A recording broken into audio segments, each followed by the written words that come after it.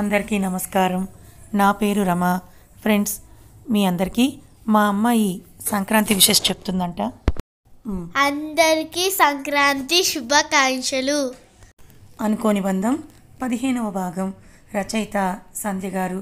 పంతులు గారు వచ్చారు, రండి అని అన్నారు సావిత్రమ్మ గారు. సమీర్, రక్ష ఎక్కడ అన్నారు సావిత్రమ్మ గారు. ఆ పని ఉందని బయటికి వెళ్ళిందని చెప్పాడు. సరే, మీరెక్కడికి వెళ్ళకండి, సాయంత్రం రిసెప్షన్ ఉంది అన్నారు. సరే నాని అని అన్నాడు సమీర్. రామ్, ఆద్య వెళ్ళి పూజలో కూర్చున్నారు.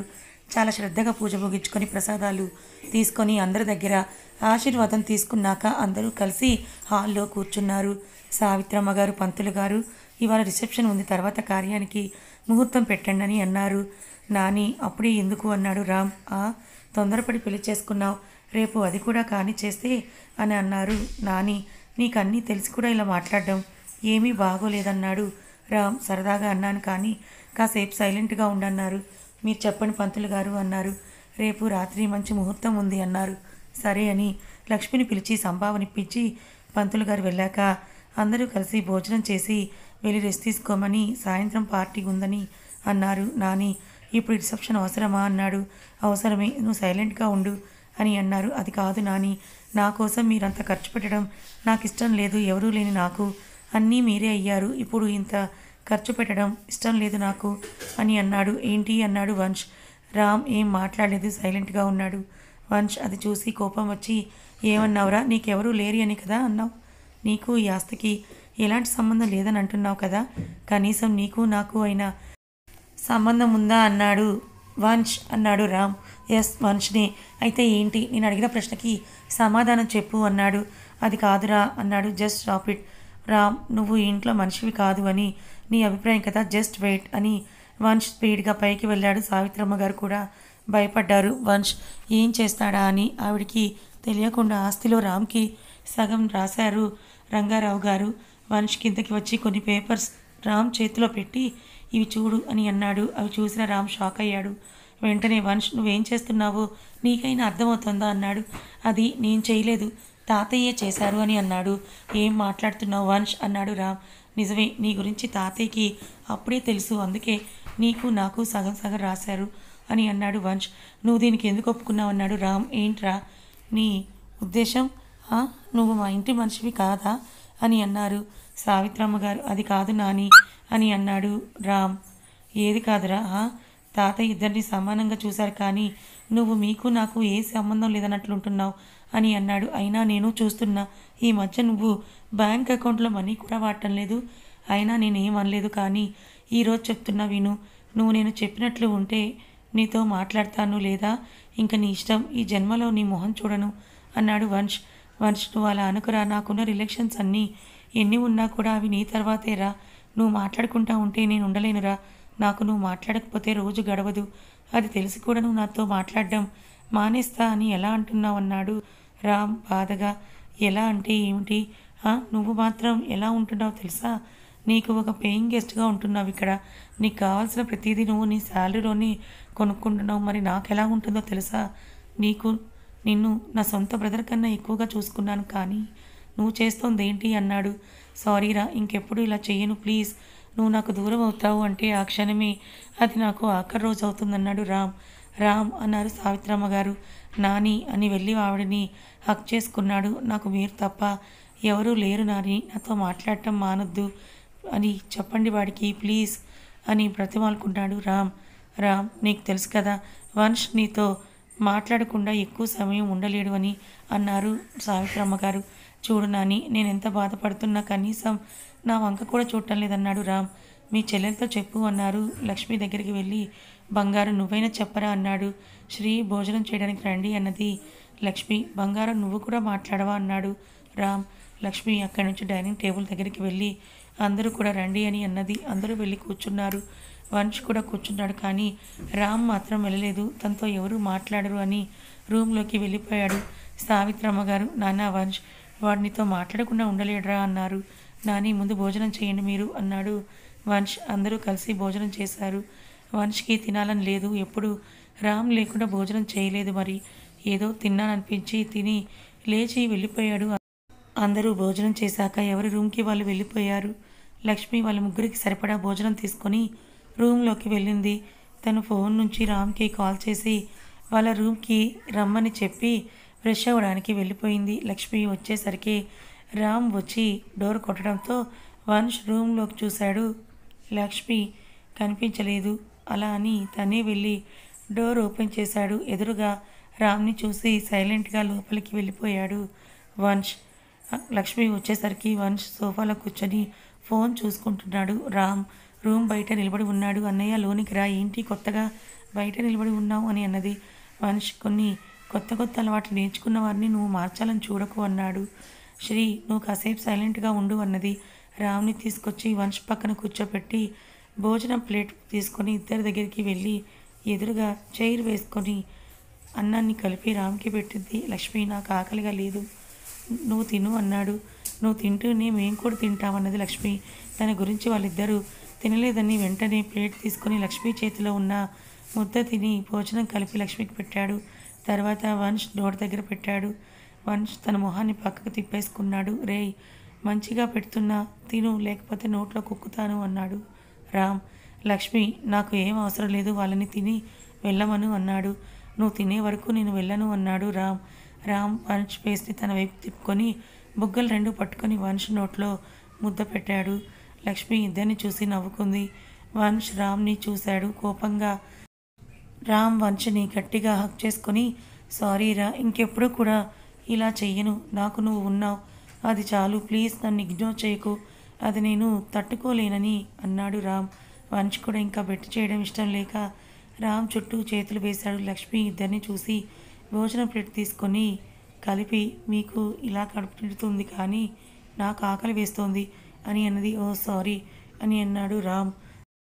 ఏం అవసరం లేదు, ముందు తినండి అని ఇద్దరికి కలిపి తినిపించింది లక్ష్మి. వంశ్ కళ్ళు చెమర్చాయి. వాళ్ళ తాతయ్య కూడా ఇద్దరు ఇలా గొడవ చేస్తే ఆయనే స్వయంగా తినిపించేవారు. రామ్ వంశుని చూశాడు. కళ్ళల్లో నీళ్లు చూసి రే ఇంకా చాలు అని వంశుని హక్ చేసుకొని ప్లీజ్ కంట్రోల్ యువర్ సెల్ఫ్ అన్నాడు.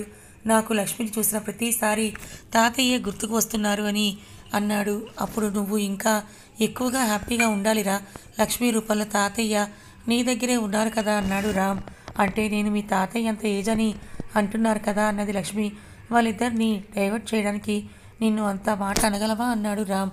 పొండి, నీకు భోజనం తెచ్చాను చూడు, నన్ను నేను అనుకోవాలని తను తింటూ ఉన్నది. ఆ ప్లేట్ తీసుకొని రామ్ లక్ష్మికి తినిపిస్తూ నువ్వు మా బంగారం రా అన్నాడు రామ్. ఏం కాదు, మీకు ఇద్దరూ కలిసి ఉంటే నన్ను అస్సలు పట్టించుకోరు అని అన్నది. అయ్యో ఎంత మాట అన్నాడు వంశ్. లక్ష్మి భోజనం చేశాక హ్యాండ్ వాష్ చేసుకొని ప్లేట్స్ని బయట పెట్టడానికి వెళ్ళిపోయింది. సర్వెంట్స్కి ఇచ్చి లోనికి వచ్చింది. వంశ్ రామ్ మాట్లాడుకోవడం చూసి సైలెంట్గా బెడ్ మీద కూర్చొని అక్కడే ఉన్న బిజినెస్కి సంబంధించిన బుక్ ఓపెన్ చేసి చదవడం మొదలుపెట్టింది. రామ్ లక్ష్మిని పిలిచాడు, అయినా సమాధానం లేదు. ఆ బుక్లో లీనమైతే ఎక్కడ పలుకుతుంది మరి? ఇద్దరు లక్ష్మిని చూశారు. చాలా సీరియస్గా చదువుతోంది. ఇద్దరు సైగ చేసుకొని చెరువు వైపు లక్ష్మి వాళ్ళు తలపెట్టుకొని పడుకున్నారు. అప్పుడు కానీ ఈ లోకంలోకి రాలేదు లక్ష్మి. ఏంటి ఇద్దరు కలిసి చిన్నపిల్లలా చేస్తున్నారు అన్నది లక్ష్మి. మా అమ్మ కనిపించింది నీలో అని అన్నారు ఇద్దరు కూడా ఒకేసారి. ఎక్కడ అన్నది లక్ష్మి. ఇక్కడ అని చూపించారు వంశ్. లక్ష్మి నవ్వుతూ బుక్ పక్కన పెట్టి ఇద్దరి తలలో చెయ్యి పెట్టి నివృతూ మరి నేను అంత ఏజ్ బారనా మీ ఇద్దరు ఉద్దేశం అన్నది లక్ష్మి. అలా అని కాదు అన్నాడు రామ్. మరి ఇంకా ఏంటి? ఇందాకేమో తాతయ్య అన్నారు, ఇప్పుడేమో అమ్మ అంటున్నారు అని అన్నది. వంశ్ గట్టిగా నవ్వాడు. లక్ష్మి ఫేస్ చూసి వంశ్ నవ్వడం చూసిన లక్ష్మి ఉడుక్కుంటూ పో శ్రీ, నేను నీతో మాట్లాడను అన్నది. రే ఎందుకు నా చెల్లిని అలా ఏడిపిస్తున్నావు అన్నాడు రామ్. నీ చెల్లి ఫేస్ చూడు ఎలా ఉందో అన్నాడు. ఏమైంది? నా చెల్లి సూపర్గా ఉంటుంది అని అన్నాడు. అంత లేదు, రెడ్ పెయింట్ వేసుకున్నట్టుగా ఉంది అన్నాడు. ఇద్దరు సరదాగా ఉన్నారని రామ్ నాకు నిద్ర వస్తుంది, గుడ్ నైట్ అని చెప్పి వెళ్ళిపోయాడు. లక్ష్మి వంశ్ మీద అలిగి కూర్చుంది. వంశ్ లక్ష్మి దగ్గరికి వెళ్ళి చూడు లక్ష్మి అన్నాడు. ఏంటి అన్నది లక్ష్మి. మరి నువ్వు ఎందుకు ఫీల్ అయ్యావన్నాడు. నేను ఏజ్ బార్ అని అంటున్నావు కదా అన్నది. నీకు అలా అర్థమవుతుందని అనుకోలేదు మహా అన్నాడు. హలో ఏంటి మహా అంటున్నావు? నా పేరు మహాలక్ష్మి అన్నది. అబ్బో నా ఇష్టం, నా భార్య అన్నాడు వంశ్. ఆ మాటకి లక్ష్మి కళ్ళలో నీళ్ళు తిరిగాయి. అది చూసిన వంశ్ ఏమైంది లక్ష్మి, నేను తప్పుగా అన్నానా అన్నాడు. ఊహు అన్నది లక్ష్మి. మరి ఎందుకీ కళ్ళల్లో నీళ్ళు అన్నాడు వంశ్. నువ్వు నన్ను ఎప్పుడు వదలవు కదా శ్రీ అన్నది లక్ష్మి. చా ఏం మాట్లాడుతున్నావురా, నిన్ను వదలడం జరగదురా. అయినా నేను నిన్ను మహా అన్నానని ఫీల్ అయ్యావనుకున్నా అన్నాడు. కాదు, నువ్వు నా భార్య, నా ఇష్టం అన్నావు కదా, అందుకే అని అన్నది. కదా, నువ్వు నా ముద్దుల భార్యవి అన్నాడు నవ్వుతూ. నిజమే అన్నది లక్ష్మి. ఆహా, నిజమా? అయితే నా భార్యని నా ఇష్టం వచ్చినట్లు చేసుకోవచ్చు కదా మరి అన్నాడు గారాలు పోతూ. ఏమైనా అంటే ఏం చేస్తావు శ్రీ అని అన్నది. మరేమో అది అని నడుం చుట్టూ చేయి వేశాడు. శ్రీ ప్లీజ్ అన్నది లక్ష్మి. సరే అయితే ఇప్పుడు వదిలేసిన తర్వాత మాత్రం వదలను అన్నాడు. సరే కానీ నీకు మహా అని పిలవడం జరుగుతుంది, ఇష్టమే కదా అని అన్నాడు. నీ భార్య నీ ఇష్టం శ్రీ అని అన్నది లక్ష్మి. అవునా, అయితే నుదుటిన ముద్దు పెట్టాడు. లక్ష్మి మనిషిని హక్ చేసుకొని, శ్రీ ఈ మధ్య నువ్వు ఎక్కువ అల్లరి చేస్తున్నావు అన్నది. అవునా అని. అయినా నాకు నిన్ను లక్కీ అని పిలవాలనిపించింది, కానీ ఆద్య అలా పిలిచింది కదా, అందుకే నా భార్యని నేను మాత్రమే పిలిచే పేరు కావాలి, అందుకే మహా అంటున్నా అని అన్నాడు వంశ్. అది అస్తమాను పిలవదు, కానీ నా మీద ప్రేమ ఎక్కువైతే అలా పిలుస్తుందన్నది. అవునా, నేను మాత్రం అస్తమాను మహా అనే పిలుస్తానన్నాడు. నీ ఇష్టం శ్రీ అన్నది. మహా నాకు కిస్ కావాలి అన్నాడు వంశ్. శ్రీ నాకు నిద్ర వస్తుందని వెంటనే వంశ్ని వదిలేసి పడుకుని దుప్పటి కప్పుకొని పడుకుంది లక్ష్మి. చేసింది చూసిన వంశ్కి నవ్వు ఆగలేదు. ఒక ముద్దు అడిగితేనే ఇలా ఉంది, రేపు ఇంకేమైనా అడిగితే ఏం చేస్తుందో అనుకొని పడుకున్నాడు. రామ్ కిందకి వెళ్ళి ఆద్య రూమ్లోకి వెళ్ళాడు. ఆద్య నిద్రపోయింది. తన దగ్గరికి వెళ్ళి తల నిమురుతూ, సారీరా, నీకు ఇష్టం లేకుండా పెళ్లి చేసుకోవడం తప్పే, కానీ నువ్వు ప్రతిదానికి నాకెవరూ లేరు అన్నట్లు మాట్లాడటం నాకు నచ్చలేదు, అందుకే నన్ను క్షమించు బుజ్జి అని నుదుటిన ముద్దు పెట్టుకుని బయటకు వచ్చేశాడు. రామ్ బయటికి వెళ్ళడంతోనే లేచి కూర్చుంది ఆద్య. తను అసలు నిద్రపోలేదు. డోర్ ఓపెన్ చేసినట్లుగా అనిపిస్తే కళ్ళు మూసుకుంది. రామ్ వచ్చి మాట్లాడినప్పుడు తనకి చాలా బాధగా ఉంది. తను రామ్తో చాలా రూడ్గా బిహేవ్ చేసింది.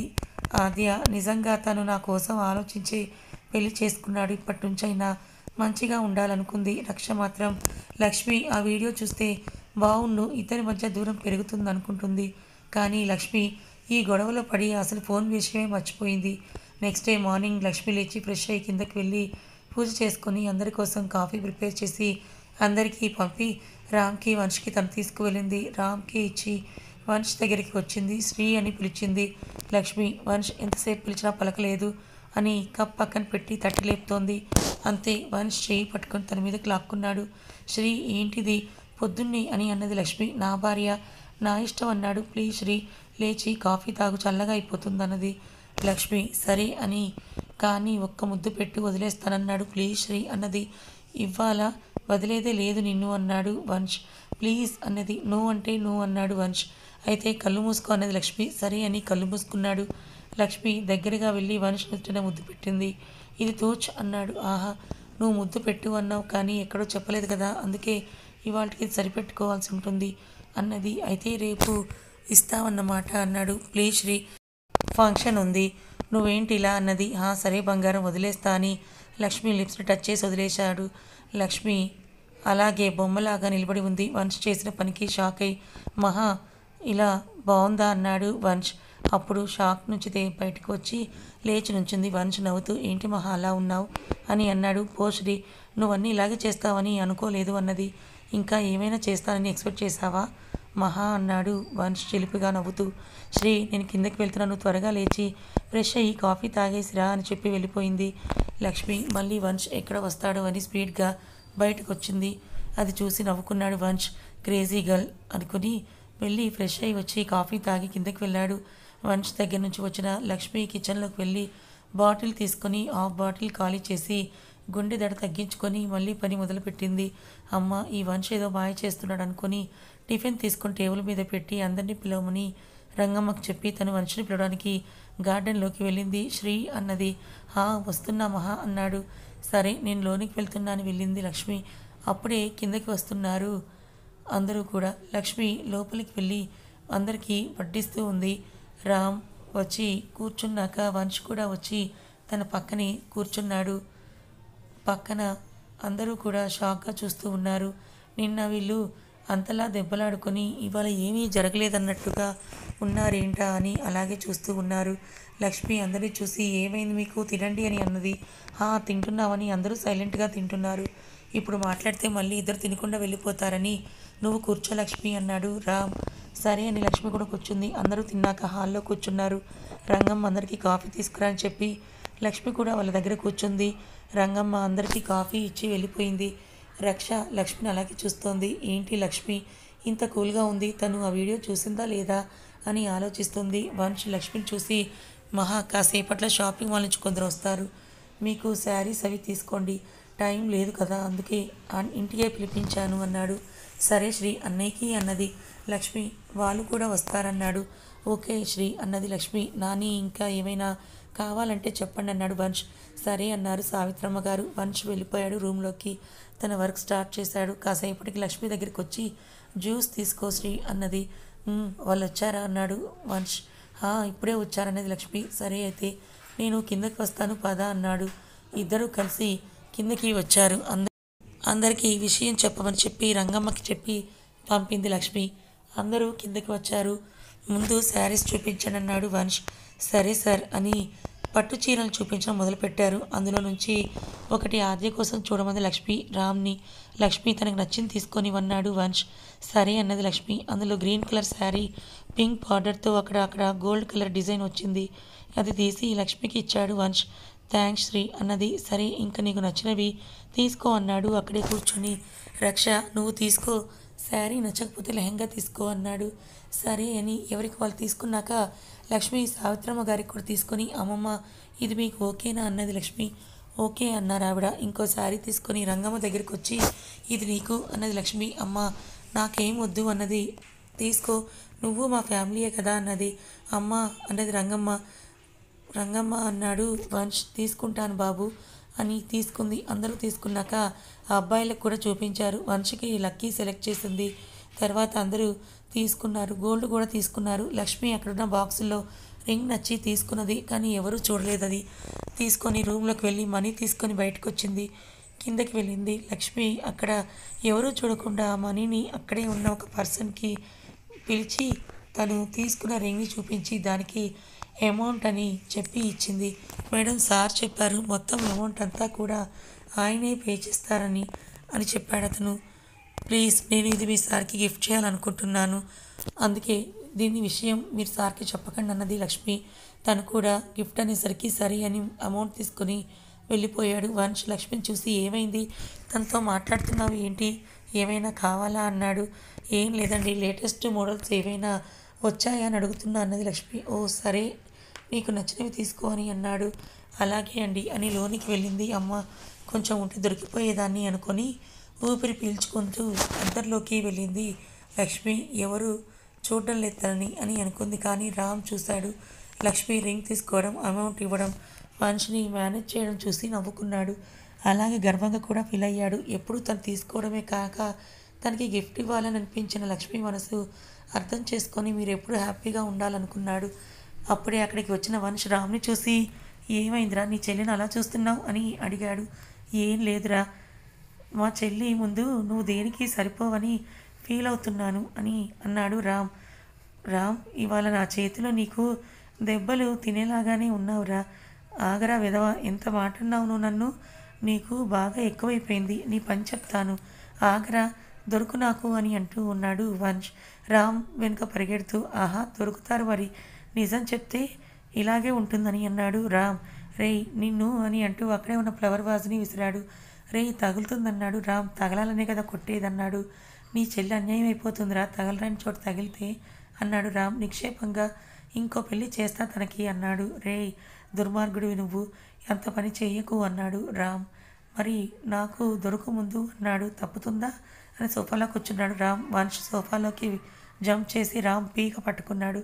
అంతే లక్ష్మి స్పీడ్గా అక్కడికి వచ్చి వంశ్ నుంచి రామ్ని విడదీసి, శ్రీ ఏంటి నువ్వు చేసేది, మళ్ళీ మా అన్నయ్య మీద చేపడిందో మామూలుగా ఉండదు చెప్తున్నా అన్నది సీరియస్గా. అది చూసి వంశ్ భయపడినట్లు నటిస్తూ ప్లీజ్ మహా నన్ను ఏం చెయ్యకు అన్నాడు. అంతే కోపంగా పక్కనే ఉన్న ఫ్లవర్ వాజ్ని పైకి లేపింది. ఓయ్ తగులుతుంది అని చేపట్టుకున్నాడు వంశ్. అది అలారా దారికి, మా అన్నయ్య మీద చేపడితే ఇలాగే ఉంటుంది, ఓకే అని నువ్వు రూమ్లోకి వెళ్దు కానీ పదన్నయ్య అని రామ్ చేపట్టుకొని పైకి వెళ్ళింది లక్ష్మి.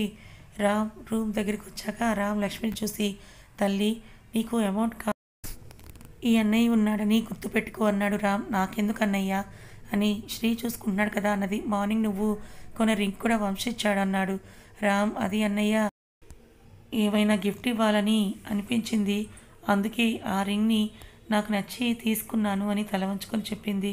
ఎందుకు తల వంచుకున్నావు? నీ భర్త కోసం నువ్వు తీసుకున్నావు, ఇందులో తప్పేముంది? నీకు ఈ అన్నయ్య దగ్గర తీసుకునే ఫ్రీడమ్ ఉంది అని చెప్తున్నా అంతే అని లోనికి వెళ్ళాడు రామ్. లక్ష్మి హ్యాపీగా లోపలికి వెళ్ళింది. ఫ్రెష్ అయ్యి బయటకు వచ్చింది. లోపు మనిషి రూమ్లోకి వచ్చాడు. లక్ష్మి దగ్గరికి వచ్చి ఇప్పుడు చెప్పు, ఇందాకేదో అంటున్నావేంటి అన్నాడు. నేనా? నేనేం అనలేదే అన్నది లక్ష్మి. అవునా అని తన చెయ్యి లక్ష్మి నడుము మీద వేశాడు. అంతే, లక్ష్మి నోట మాట రాలేదు. లక్ష్మి అవస్థలు చూసి నవ్వుకున్నాడు వంశ్. అలాగే లక్ష్మిని దగ్గరికి అదుముకొని చెప్పు బంగారం అన్నాడు. అది మీరు దూరం జరగండి అన్నది లక్ష్మి. ఏ బంగారం? నన్ను చూస్తే ఏమవుతుంది నీకు అన్నాడు. ఏం అవ్వడం లేదు అన్నది లక్ష్మి. అవునా అని బుగ్గ మీద ముద్దిచ్చి దూరం జరిగాడు. లక్ష్మి బొమ్మలా నిల్చుంది. లక్ష్మి ఫేస్ మీద గాలి ఊదాడు వంశ్. అప్పుడు స్పృహలోకి వచ్చింది లక్ష్మి. ఏంటి శ్రీ ఇది అన్నది లక్ష్మి. నువ్వు నచ్చావు, అందుకే ముద్దు పెట్టాను అన్నాడు. లక్ష్మి సిగ్గుతో వంశం చూడలేక గుండెల్లో మొహం దాచుకుంది. వంశ్ లక్ష్మి చుట్టూ చేయి వేసి పట్టుకున్నాడు. ఇద్దరికి దగ్గర అవ్వాలని ఉంది, కానీ ఇద్దరికి చెప్పుకోవడానికి భయం. ఎప్పటికి చెప్పుకుంటారు మరి? ఒకరి మనసులో మాట ఇంకొకరికి. చూద్దాం. కథ ఇంకా ఉంది. ఈ కథ మీకు ఎలా అనిపించింది? నచ్చిందా? నచ్చితే లైక్ చేయండి, మరికొంతమందికి షేర్ చేయండి. ఇలాంటి మరిన్ని మంచి కథల కోసం మన ఛానల్ని సబ్స్క్రైబ్ చేసుకోండి. Thank you so much for watching.